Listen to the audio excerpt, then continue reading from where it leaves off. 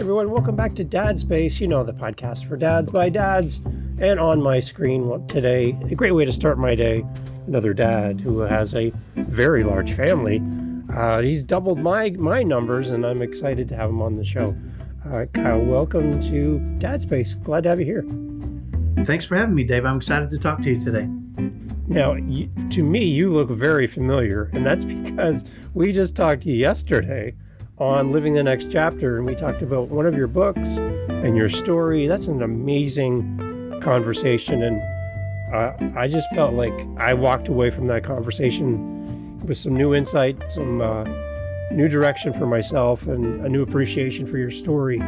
So I appreciate everyone to go listen to that episode over on Living the Next Chapter as it comes out, and it's just great to see you again, Kyle, and continue the conversation. This is going to be fun, Dave. Awesome. So you have 6 kids. I have 3. So you win. You beat me. It's a great. Tell me the ages of your kids currently. Where are they at? So currently, I have 5 sons and 1 daughter. Good. They're as old as, my oldest is 29, married. My second oldest is 27 and married. I have my 2 middle sons that are on the autism spectrum that are 24 and 21. And then I have 15-year-old twins, and my twins, one of them is a girl. Nice. So all the rest are boys. Yeah. It's okay. Let's talk about, I like father-daughter stories. How excited were you guys when you found out you're having a girl? Well, that's the only reason we have 6 kids is because my wife was the picture of a Southern belle, a feminine, quiet, just a type of lady that beautified the world, right? And she was going to pass that down to a daughter. So when we had our first son, exciting. Second son, exciting. Then we were trying for a girl, right? If we'd had a girl at our third try, we probably would have stopped. But we ended up having 4 boys, and at that point, my wife said, "I think that's enough. Well, maybe I'm just meant to be the mother of boys." And so we stopped having kids for 6 years. And 6 years later, after my 4th son was born, my wife approached me with tears in her eyes. And she said, "You know what? I think there's a daughter that we need to have a daughter. And I think she's waiting to come to us." Wow. Right. But my wife and I have always talked about these. It's a big decision, and it's not something you take lightly, right? Kids it's big. And so and I knew immediately when she came to me with tears in her eyes, I knew immediately that was going to happen. I mean, I was not going to fight with her about it. I wasn't going to say we're done, but I did take some time to consider it and, take it to God and all the different things you do in these types of circumstances. And we felt really good about it. So when she got pregnant, we were pretty excited. My thought process at the time was, if this is another boy, she's going to kill me. Right. Yeah. But I was at work one day and she called me and she said, "Hey, I'm headed over for a sonogram. Mm-hmm. And I feel like you need to be with me." And when she said that, when my wife had those feelings, and she didn't do it all the time, she didn't overuse those things. So it meant something pretty significant, right? So I got a little nervous, and she came by and grabbed me. We went to the sonogram, and as the doctor started, doing the deal, the doctor said, "There's 2 babies in here."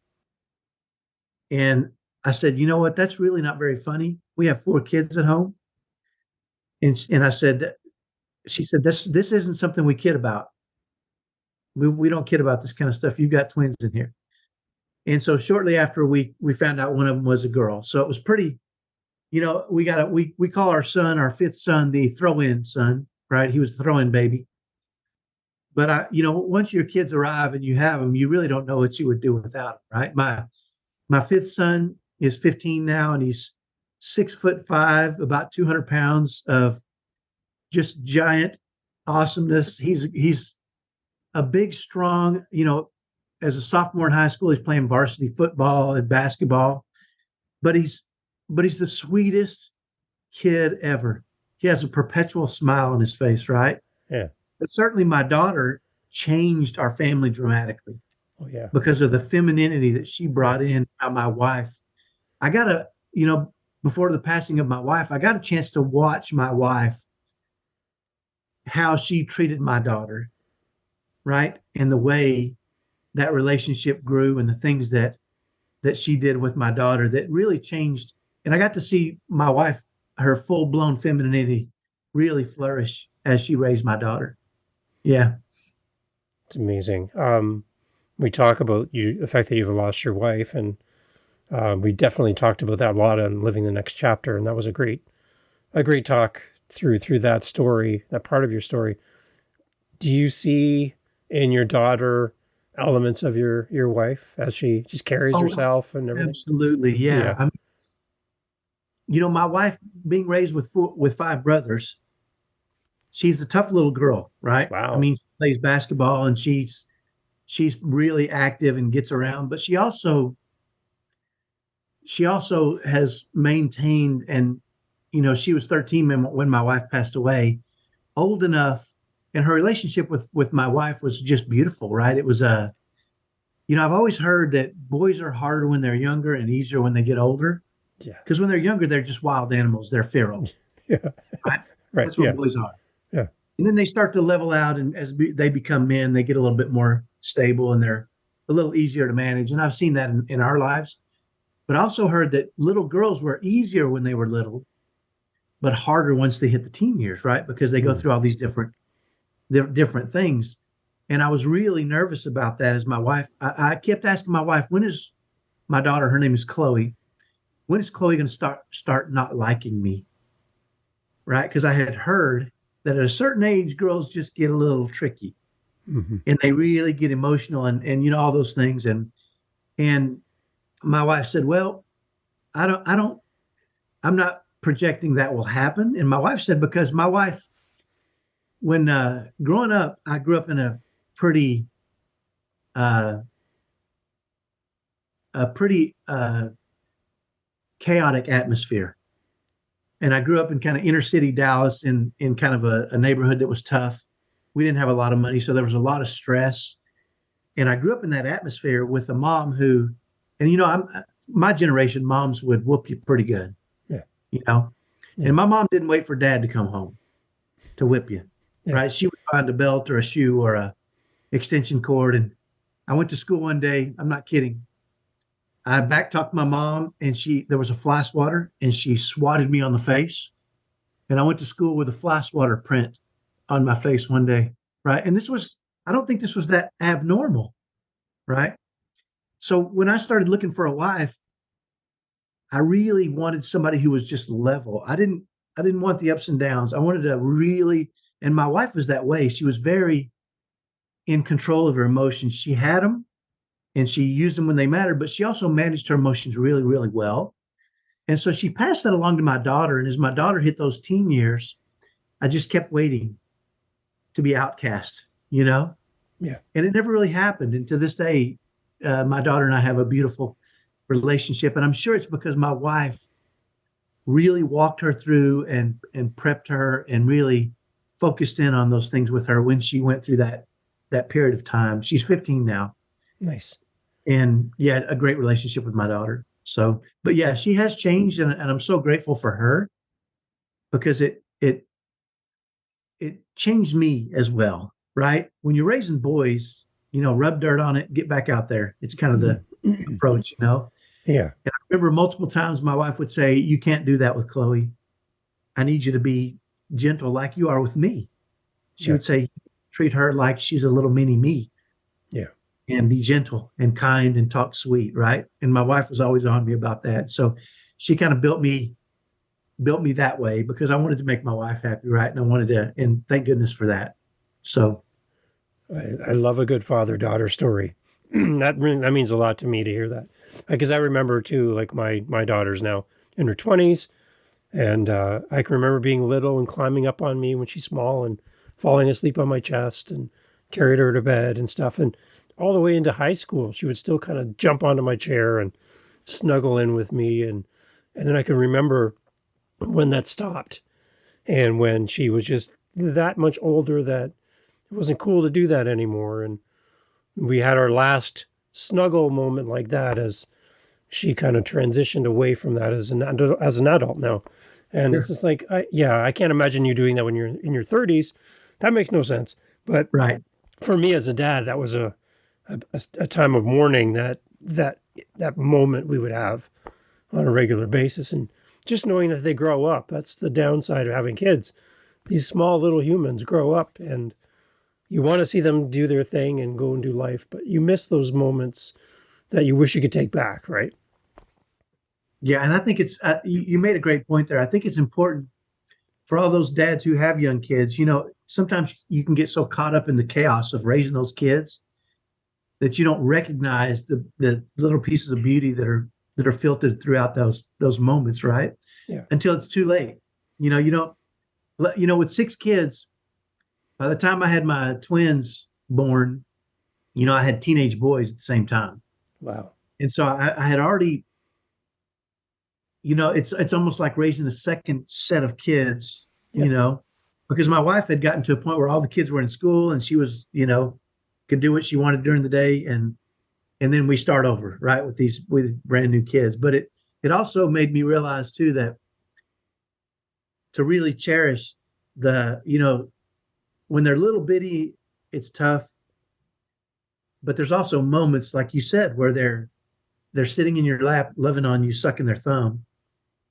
And you almost need to celebrate somehow those sweet moments, right? Because the stress and the strain and the financial and the relationships and all those things can put a rough, right? There's weight associated with that for us men. It's a heavy load to be responsible for all that. Right. And so anytime we can take to celebrate the joy of holding those little ones or, having them fall asleep in your arms, we almost need to really make a checklist and say, okay, I really need to celebrate this moment because I need it to energize me for the next 6 months of pain and suffering I got to go through. Yeah, right. The hardness, right? Yeah. And I was really able to do that with my twins more than I was with my first kids because I didn't really, have that. I didn't really understand that like I did with my twins. So I'm grateful for that as well. Yeah. Yeah. And that's kind of why I love having this podcast, because that's the conversations I wish I heard as a young dad for my first and my second and then my third. There was no podcast. There was no 2 men talking like this that I could sit and listen to and go, oh, wait a minute. Those moments that I think are going to last forever, they're not. And I better pay attention. So us doing this to benefit the person listening, that's kind of why I wanted to have this conversation. And I think a lot of it for me, a lot of it is just filling your cup, right? I mean, I tell my sons that are, my 2 older sons now are about to start having kids of their own. Yeah. And, we've talked about there's a weight, a responsibility, there's weight associated with, providing for and loving and trying to raise these kids. And that weight can be heavy, right? And, you talked about it. Women celebrate new kids and they tend to celebrate each other on Mother's Day. And there's a lot of different ways they celebrate themselves, right? And I know, and they probably need it because they're with the kids a lot more than we are. They're the nurturers generally. Yeah.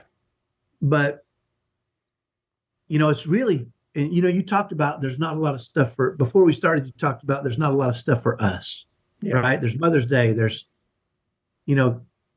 we celebrate them on birthdays. Valentine's are about the women, right? Yeah. I mean, all these, they have baby showers. They have, right?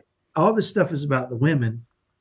And there's not a lot for us. And I really think it's really kind of up to us to celebrate ourselves sometimes, right? Mm-hmm. And I think my wife, for all her wonderful attributes, she was not a cheerleader type. And so she didn't cheer me on when I had success, right? When I had financial, or if I was a good dad, I didn't really hear that from her because that's not who she was, right? And that's okay. So I think I became my own biggest cheerleader, right? I had to really look for and find moments where I thought, you know what? I did an okay job there as a dad, or I'm really trying as a husband. And I think I did okay there, or I'm really putting forth the effort. And I needed to cheer myself. As men, we need to take time to say, you know what? It's the fact that we're at home and we're taking care of these families and providing and working. That needs to be celebrated in itself, right? Nobody else is going to celebrate it for us. We almost have to step back and say, I really need to accept that what I'm doing is valiant and it has power for a future, right? And so Yeah. it's important for us to just even what may seem common, you know, Yeah. we should celebrate ourselves whenever we have an opportunity. Now, if your wife celebrates you when you do those things, fantastic, man. That's fantastic. I'm so excited for you. That's great. Yeah. But my wife is now gone. If she Yeah. celebrated me, and that's what I looked for her to be celebrated, I'd be in trouble right now. Yeah. I'd be in real trouble, right? And so, that is one thing that I think as men, it's up to us to celebrate us. We're not gonna go golfing with a buddy and him tell us how great of a dad we are. That's not how we work. Mm-hmm. We have to do the right things and do them for the right reason and accept those things as our responsibilities and say that I should celebrate that in myself, right? Yeah. Let that fill me up, right? Anytime you do what's right for the right reasons, you should celebrate that. You should let it fill you up. And I think that's it's a lesson my dad taught me years and years ago. Is nobody's going to put you on a pedestal. Nobody. And if they do, other guys can't wait to tear you down. Right. So he said, you've got to be your own biggest cheerleader in this world. And that all starts with the way you talk to yourself in your mind, right? And your effort. And I think a lot of it is just effort. Yeah. If you're putting forth as much effort as you can, or you're giving it a good effort, you should celebrate yourself no matter what the results are. Yeah. So I like it. So if you're listening to this podcast and you need a little bit of celebration and some cheerleading, Kyle and I are here. We're cheering you on. There you go. You're going to be a great dad. You're going to make mistakes, but you're going to make more successes coming to you than failure. So keep moving forward. Love your kids. Love your partner.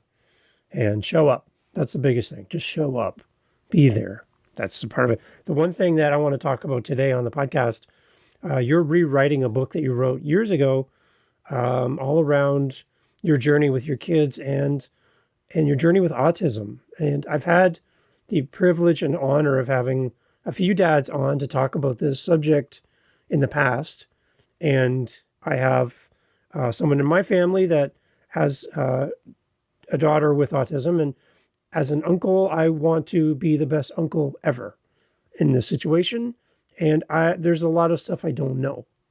So having a conversation with you helps me directly in my family. So that's selfishly the reason why I have questions for you. But tell us a little bit about your journey with your kids in autism and some of the things that you're kind of working through right now today that maybe we can have a little conversation around to help other dads like us. Yeah, I'd be happy to do that. So I'll try to tie it in a nutshell so that I can give you, I don't want to focus on things that you may not necessarily need to know. So I'm going to take my long story and squeeze it down into a bite-sized chunk. So when we had our first two sons, my oldest two sons, typical boys, things were going pretty well, right? I mean, we knew they were feral, they're boys. Yeah. But my wife and I worked together and we were creating a pretty happy life, right? I'm not the kind to sit back and let life beat me up. So I was always proactive in my approach to raising my sons. And I felt like, and she was right by my side, right? But we were working together for those things. When my third son came along, he was out of freaking control, right? The kid before he was 4 years old, if he couldn't find a Lego piece, he would pick up a brick and throw it at you, right? There was no limits to what he would do and wouldn't do. And the stress that it was creating in our home was overwhelming. And it started to, I think when things go wrong, we look for somebody to blame. Yeah. And when our kids are acting crazy, it was easy to default to, what are you doing, to my wife? And she's like, you're not supporting me. And, it becomes easy for that to become a barrier between us. Yeah. And that's what it was happening. We were like, everything we tried with our two typical boys was not working with him. He was his own unique individual. He was going to get what he wanted. He was out of control. He would have these tremendous meltdowns where he would smash things. He would attack us, at 3 and 4 years old. And we didn't know what was going on. And keep in mind, this is, almost 20 years ago, about 20 years ago.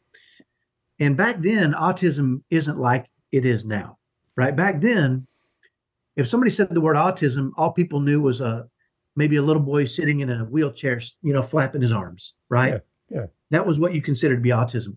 So in an effort to get help, we took him to a couple of places. And at one point somebody came to us and said, have you considered having him diagnosed to see if he's on the autism spectrum? And we were shocked, right? We're like, he's not sitting in a wheelchair flapping his arms. That's not who he is, right? Yeah. And they described to us that it is a spectrum. And so we thought, oh, well, maybe he is. And if he is, we can get him the help he needs to get our family back, right? Right. Yeah. So we had him diagnosed on the spectrum. And I remember my wife and I looked at each other and thought we were relieved, right? Because we thought, oh, we haven't completely forgotten how to be parents. He just has unique needs, right? Interesting. So now that we have the diagnosis, we can get back our life. And so we put him in all these therapies and specialists and experts. And I mean, we spent thousands of dollars and hours and weeks and months and years. And although they helped him in certain areas, they still didn't change the way he behaved at home, right? And I see this in a lot of families, especially those kids that are more severe or have limited cognitive abilities, like my son. He was still, melting down and smashing things. And, now he's 6, 7 years old, still in diapers. And, so the stress is overwhelming. And I remember working long hours because it was easier to be at work than it was to be at home with my chaos, right?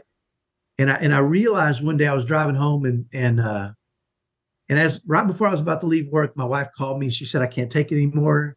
The house is going crazy. And I got it. I get it, right? Because his meltdowns could be tremendous, right? And scary and violent. And he might have rage or attack his brothers, whatever.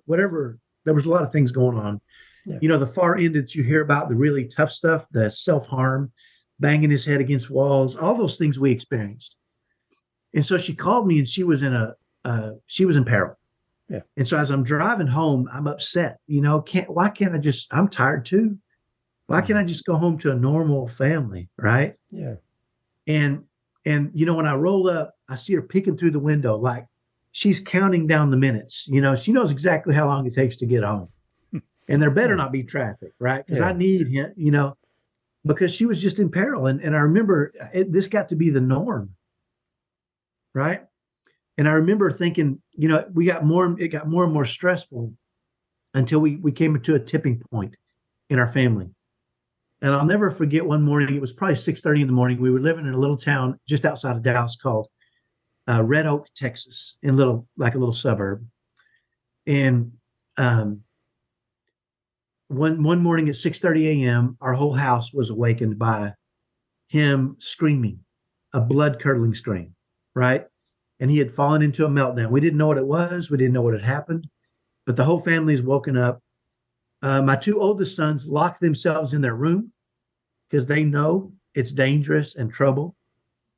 And usually a meltdown can last anywhere from, 15 minutes to maybe 90 minutes at the most, like an hour and a half at the most, before we could calm him down.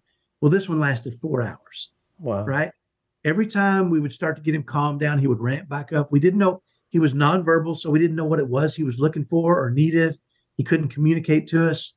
By the time it was over, he had smashed his head through a window in our home, had thrown, we had this paperweight, which we got rid of those pretty quickly, a big glass paperweight that he thrown at me and hit me. And I think I probably had a concussion by the time it was over with, right?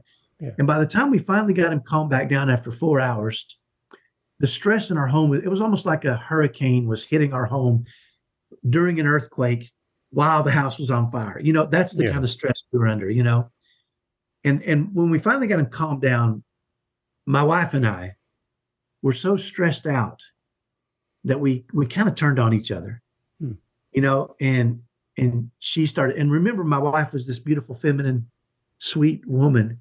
Yeah. Well, she displayed a different side in this case, right? She'd had it.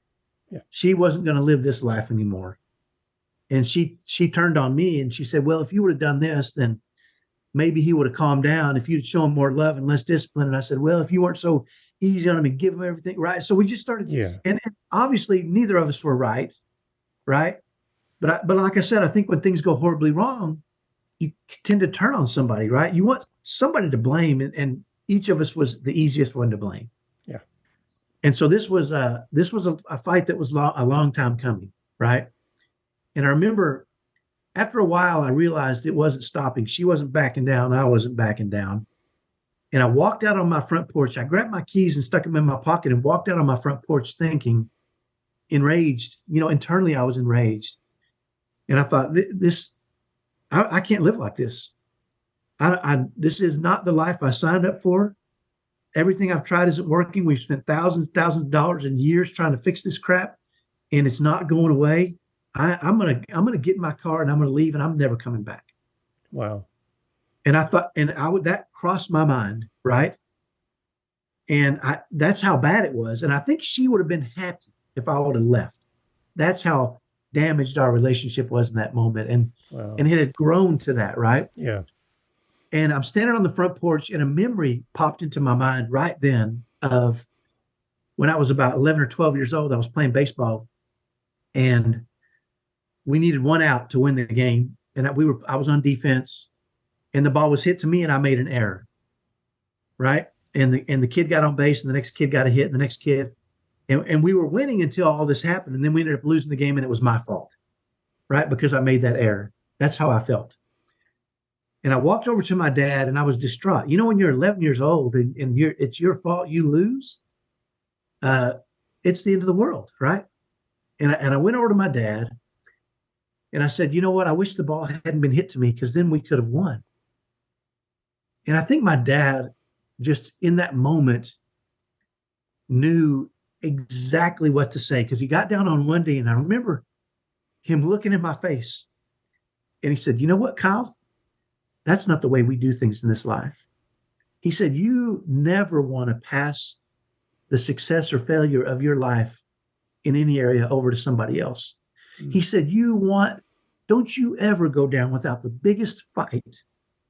If it's important, don't you ever pass that off. You take responsibility. You want every ball, every game hit to you. You want to take every shot of every last shot of every game you ever play in. He said, you're not always gonna win, but don't you ever go down without the biggest fight you can give. Mm. Right? And that memory just hit me right between my eyes. And I'm like, I don't know what else to do, right? I mean, I've tried everything. There's nothing else I can do. Well, in that moment, we had a big pecan tree in our front yard. And I remember doing something else my dad had taught me to do. When you have no one else to turn to, he said, turn to God, right? Get help. Yeah.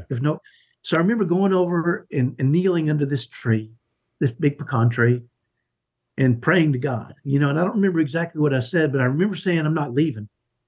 Help me. Yeah. I need help. I've tried everything the experts and the therapists and all these people in the autism world have told me to do. It hasn't worked. I need help. I don't know what to do. And I remember feeling like God said to me in that moment, sometimes you look back and you go, was it God? Was it me? I don't really know, but it doesn't really matter, right? Yeah. And I remember feeling like God said to me, the problem is not your wife, and the problem is not your kids. The problem is you. Lead your family to happiness. Figure it out. Don't quit. Figure it out. You can do it. Right? And I remember how powerful that was for me. At the time, I wanted to fight with God, right? It's not me. It's them. It's everything else, right? It's out of my control. But I just kept getting this feeling like you've got to manage yourself. You got to really manage this in a way, no matter what happens, that can help lower stress for your wife, your kids, your family. And I remember in that moment committing right then, you know what? I'm never giving up. I'm never leaving. And I don't care if I die trying. I will die trying. Even if I die and I don't succeed, I'm never going to stop trying to lower the stress, to make sure my wife knows I love her, to make sure my kids know I love them. And I don't care. I'm going to dive in, and everything I do on my spare time is going to be that. And in that moment, I labeled myself the driven autism dad, right? I'm going to be driven to figure this out. And I remember walking in to my wife, and she's still angry, right? I had a really transformation, a change. but she was still mad. Yeah. And I said, you know what, Shelly, I'm not leaving, and I'm going to figure this out. I don't care. I'm not leaving. I'm going to figure this out. She said, good luck. That's what she told me in that moment, right? I thought she was going to hug me and love on me. No, just the opposite. And I realized in that moment, because I hadn't really taken responsibility for leading and being fully present and fully there and really working, right? I don't think our wives expect perfection. They just expect us to work at it, right? Yeah. Yeah. And I knew in that moment that I had to regain her trust, right? She had lost faith in me as the leader of our family and as a husband and as a father. And I thought, you know what? I got to regain trust. And in that moment, I thought, okay, I'm gonna research. How do you regain trust? What do you do? How does it work? And that became my goal. It was just to be present, to come home as quick as I could every day, to take over, to give her a break, right? To really accept our lives for what they were and change the way I managed myself in those moments, right? Change the way I managed my wife, the way I loved her, the way I loved them. And it really, that gave me really the direction I needed to dramatically change and transform our family into what we became, which, you know, my kids and I talk about having a top 1% happy family. You know, we don't get together because we have to. My kids that are married and moved away come back at least once a week. We're all here having a great time, having fun. And my older son still has meltdowns. My kids know how to manage it. It doesn't ruin our day. We manage it and we go back to being happy, right? And it also created what I called, and my wife agreed, she said this too, a top 1% happy marriage. I devoted myself to her and to the family. And I think just that deciding, you know what, I'm the problem. I can't fix anything else. I can't change my wife or my kids, or I can't change anything, but I can work on me. And so that's what I started doing. And I really dug in. And over a period of time, right, it takes time, I regained her trust, and she gave me permission again to lead, which I think a lot of men want to lead their family, but you almost have to gain enough trust with your wife for them to give you permission to lead. Otherwise, it's combative, right? Mm-hmm. And so maybe some men don't want to lead, and that's okay too.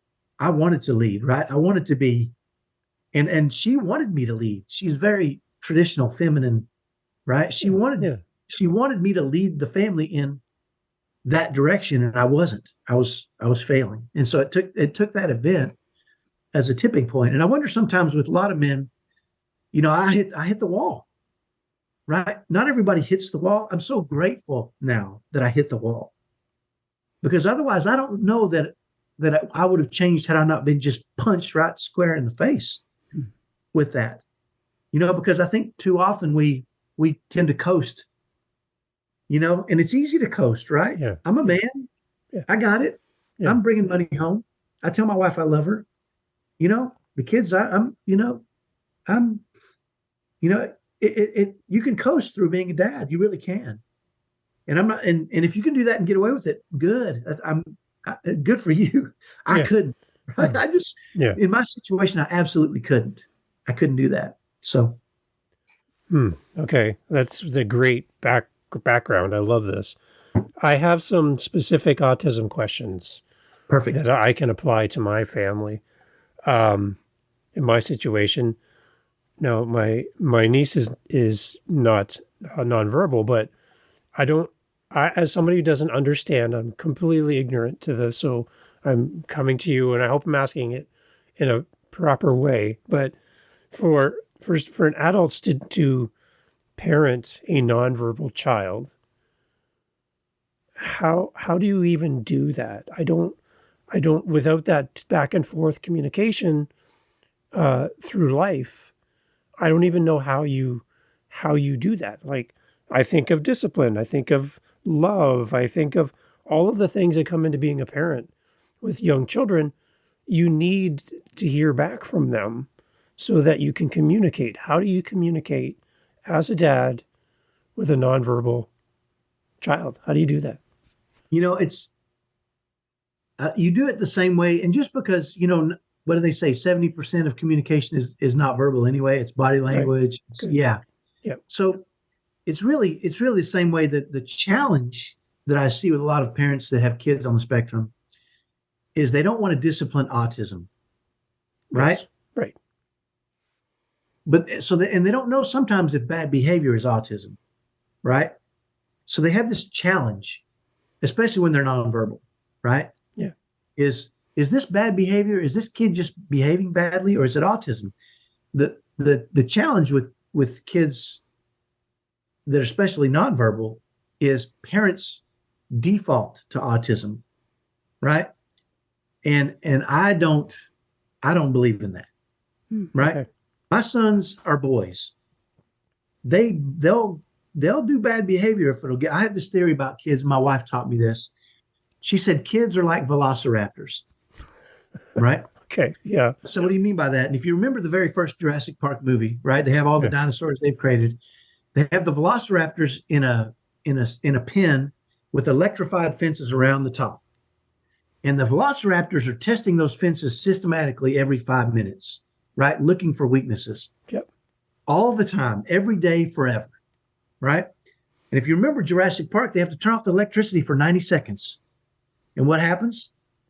The velociraptors escape. They kill everything, take over the island. Yeah. Okay. She says kids are like velociraptors. They're going to test the fences to see what they can get away with. And they're supposed to. It's not because they're bad. It's because they're kids. Right. Kids are trying to make their way through this world. Yeah. And so they're testing what they can do, what they can't, what they can get away with, what they can't. The consequences, non-consequences, they're testing everything all the time, right? And what they do, what works, right?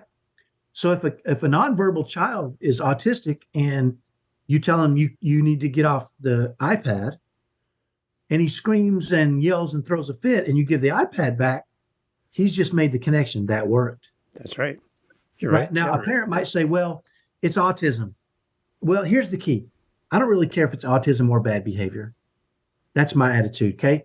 If I make a request of my son to put away his iPad and he gets overstimulated, melts down, I don't care if it's that or bad behavior, right? I'm still going to apply the consequences, but here's the key, is you got to figure out a way to do this in a spirit of love, right? Mm-hmm. I'm not screaming at him to take away the iPad. I'm saying, hey, listen, I love you, buddy, but there's a time for it and there's a time not for it. Now's not the time for it. Now, he may escalate and scream and yell and threaten to hit me or kill himself. Now, he's trying, right? He's testing the fences. What can he say or do that gets that iPad back, right? He's testing. And if I say, hey, buddy, I hope you don't, I hope you don't hit me. I don't hit you. Please don't hit me. If I'm calm, cool, and collected and I stay consistent, he realizes, oh, that doesn't work. And he stops doing it and he tries new things, right? Now, if he comes to me and says, in his nonverbal way, 10 more minutes, please. That works, right? And I give him 10 more minutes, right? Mm-hmm. Screaming and yelling, melting down, throwing a fit. That doesn't work and that's bad behavior. But sometimes the surroundings might overstimulate him too. Yeah. So it might not be bad behavior. It might be autism, but it doesn't really matter, right? We have rules, we have consequences, and we have to apply them, but we can apply them in a spirit of love, even if it is an autistic thing. We can still give them parameters. We can still create those safety barriers, so to speak, right? Mm-hmm. And the key to that is this. If we do it in a spirit of love, we can still teach them discipline so that when they grow up, they have discipline. Too many of these kids grow up and they have no discipline. They have no barriers. They'll do anything. They'll try anything. It's because they've learned that if they ramp up their behaviors, eventually the parents will back down and give them what they want, or they'll try to change the world for our kids. The world is not changing for our kids, okay? I'm just going to be flat out honest here, right? If I send my son out into the world and somebody says, oh, well, he's autistic, so he should be able to attack somebody in public. No, they'll throw his butt in jail. Yeah. Right? I discipline him because I love him. Yeah. The world will discipline him a different way. The world will throw his butt in jail and show no love at all. Now, the key to the whole thing, though, is to do it. And this is really what I learned and how I changed myself, right? How I fixed me was I was doing what worked for my two typical kids. Sometimes the threat, right, would work with them. The threat didn't work with my son on the spectrum. Yeah. I had to change it into love and patience and kindness and consistency. And the beautiful thing about that is once I learned to do that with my son on the spectrum, that bled into my other kids. And so I treated them kindly and with patience and with love, even when they did the wrong things. There were still consequences, right? Yeah. But I didn't apply them in an angry, frustrated moment. I said, hey, that's not acceptable in our home. I've got to punish you. Let's talk about how we figure this out, right? With my kids. And they're like, oh, crap, you're right, Dad. Right. And they're still going to try things, right? They're still going to try them. And what works, they keep doing. I had a parent come to me recently who has a bunch of kids, little kids, like I did.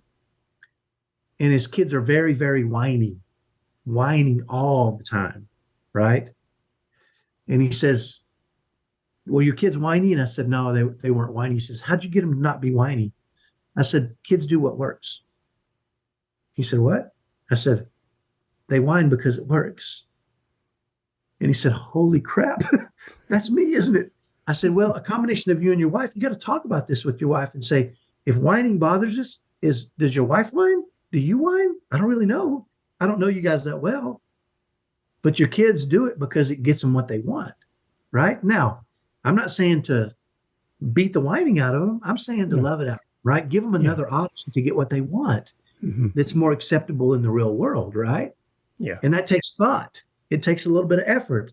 It takes not being, coasting, right? It takes, you gotta think about this stuff. Okay, my kids are having this issue, right? What's the challenge? What's the objective? Remember this? What's the strategy? What are my tactics, right? Yeah. And once you start doing that, you're like, and you get together with your wife. By the way, when you do this with your wife, it creates a bond. Yeah. You work together. You create this worksheet together. You work together.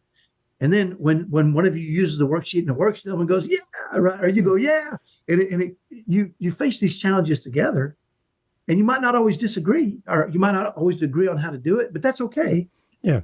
You can always adjust, right? The last part of that cost formula is adjust, adjust, adjust. Maybe your wife says, we got to do this. And you say, fine, let's do it. You do it with her. And if it doesn't work, say, we need to adjust. What else can we try? Right? That's what a good leader does. He doesn't give you the answer to your problems. He helps you figure out the answer to your problems, right? Through communication and combinations, right? So I think that's a big part of it is with these kids on the spectrum is how do you raise them? You raise them like you do your regular kids. You're thoughtful. You approach it with love and kindness and compassion, and you're consistent, right? Because kids will notice any inkling of inconsistency. Go ask your mom, go ask your dad. They know who to ask. Right. They know how to play you against each other if you're not on the same page, right? Right? Yeah. Kids, they do what works. Yeah. Right? Kids, they're smart. They got all day to figure us out. Right? Let's see, Dad'll let me do this, Mom won't. I'm going to go ask Dad. Yeah. Then Mom says, why'd you let him do that? Oh, it's not that big a deal. Yes, it is. Now you got a problem, right? Right. But if you come together and say, hey, these kids are using us against each other, how do we work?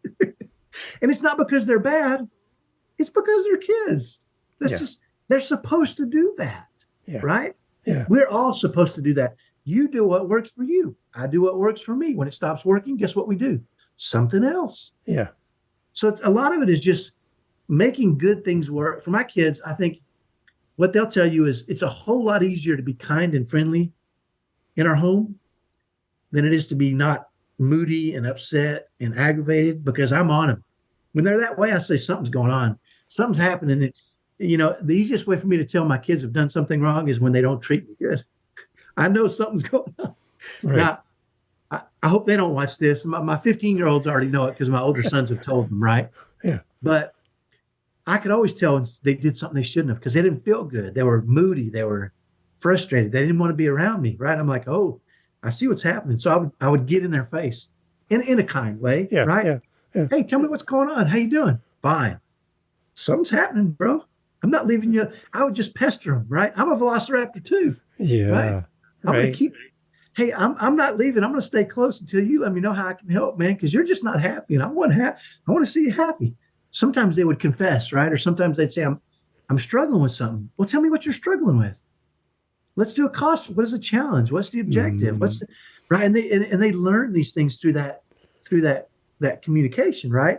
Even our kids on the spectrum, they learn through the modeling of it, right?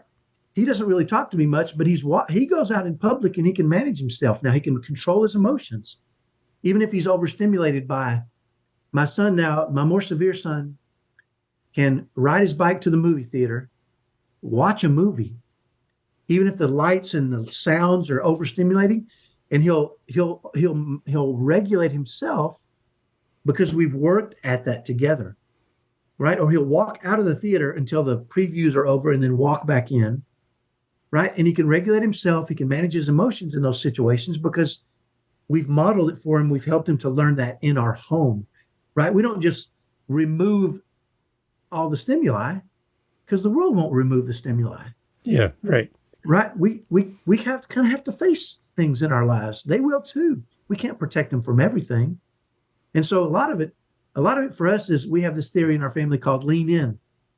When something's hard, lean in, right? Lean into it, whether it's homework or sports or, my oldest son or my youngest son just twisted his knee in football and he's had to miss a couple of games and it's killing him, right? Lean in. What's the challenge? I can't play.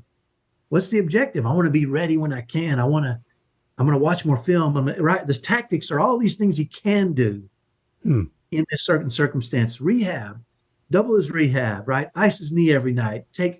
Right. All these things that he can do are the tactics that he's going to do so that when his time is ready to play again, root his team on, be the biggest cheerleader on the sidelines there ever could be. Right. And so a lot of these things, we can always do something. Right. The question is, what can we do? Right. And the effort in doing that gives us motivation. It lifts us. It buoys us up during those difficult moments. Right. Having a plan for addressing these things is powerful. And then we model those behaviors for our kids. When we're kind to them in the most stressful moments, when we're patient, when we say, hey, you can take my son has hit me before. He's taken swings at me. And I say, hey, I don't hit you. Please don't hit me. And it de-escalates him, right? Are you okay? Something's going on, obviously, or you wouldn't be swinging at me. And it calms him, right? And he sees, oh, this is what men do. Men de-escalate. I'm going to grow into a man. Yeah, good point. This is what men do, right? And they watch me in public. Our kids are watching, man. They don't hear you as much as they see you, right? And they will, any hypocrisy in you will be magnified 100 times in their eyes, right? Go out and be kind in the world. You tell your kids that and you treat your own wife unkindly. Oh, they are watching. They are watching, right?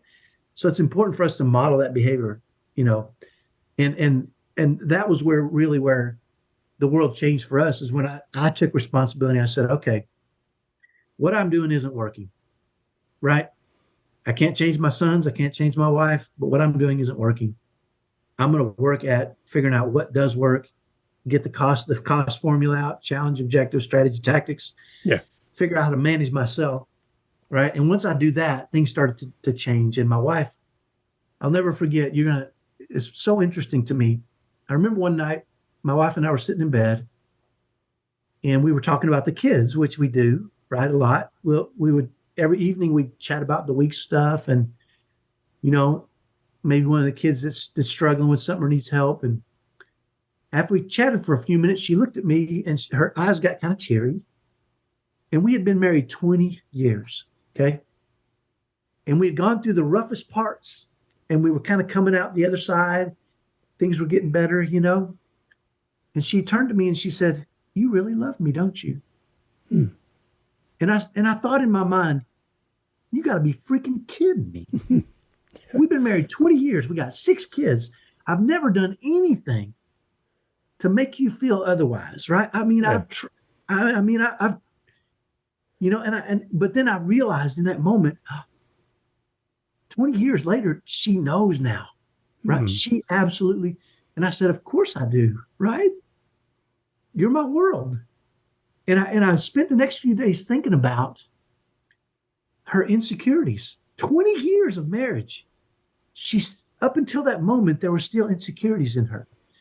And it gave me compassion. I didn't know she had those insecurities.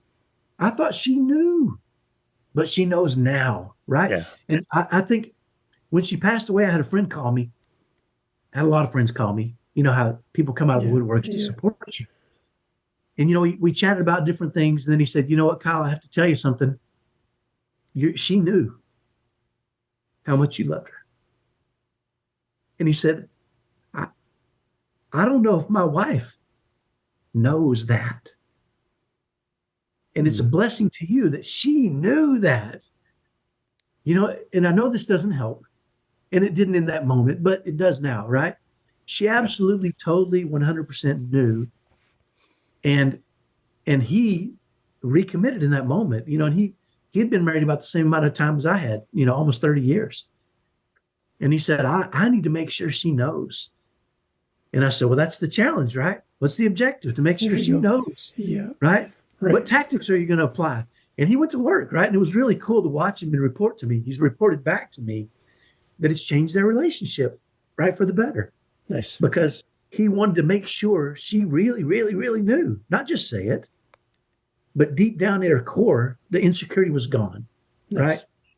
I love you. I'm here. I'm not going anywhere, right?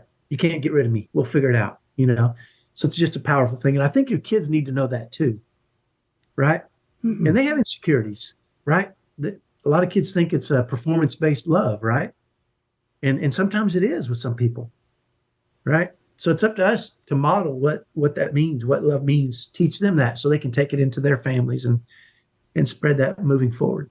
I love it. And that's an amazing spot to end, Kyle, right there. I could talk to you all week. We could just record and I could just sit here and listen and learn and ask questions because there's so much wisdom and knowledge coming from your side of the microphone to me. And there's something about you as a person and how you view the world and how you're real with the things you've had to learn and you put in things in place to help you navigate this world in a great way. I love the whole cost structure that we talked about even in more detail over on Living the Next Chapter. And I have so much now to put into practice by having time with you. That makes me so happy, Dave. I appreciate that. And the key now is action, right? What are you going to do with it? Way too many of us hear stuff and we go, oh, that's really cool. And then we go back to our lives, right? My goal is really to get you to take action in some way, shape, or form, whatever that may be. Take some little piece of action. And I think it's yesterday we talked about the seed, how the seed of equivalent value, right? Right. And I think one of the seeds that I'm nurturing is, I was talking to a guy recently and he's I coach parents that have kids on the autism spectrum. And he says, how do you know this stuff, right? Because he's going through this struggle. And I say, here's what I did. Try that. See what happens. And he comes back and reports. And, he has to make adjustments too, because every situation is unique, right? I'm not saying I know the answers. Yeah. I'm saying I can give you a framework and you can adjust it. And he came back to me and his life had transformed. And he was he was aglow. And he said, Kyle, how do you know this stuff? And I said, you know what? When you've been to hell and back, you know the way, right? And I think that might be the seed. I faced some pretty hard things, right? My buoyancy I want people to know that you can too. And you can face them and still live in a happy world. That is the seed I want to plant. And that's the seed I want to nurture, right? Yeah. And to hear you say that you've come away with some things you can apply thrills me. If it's just you, Dave, I win. And by the way, I'm cheering myself on inside right now. I'm my own biggest cheerleader, right? I got Dave.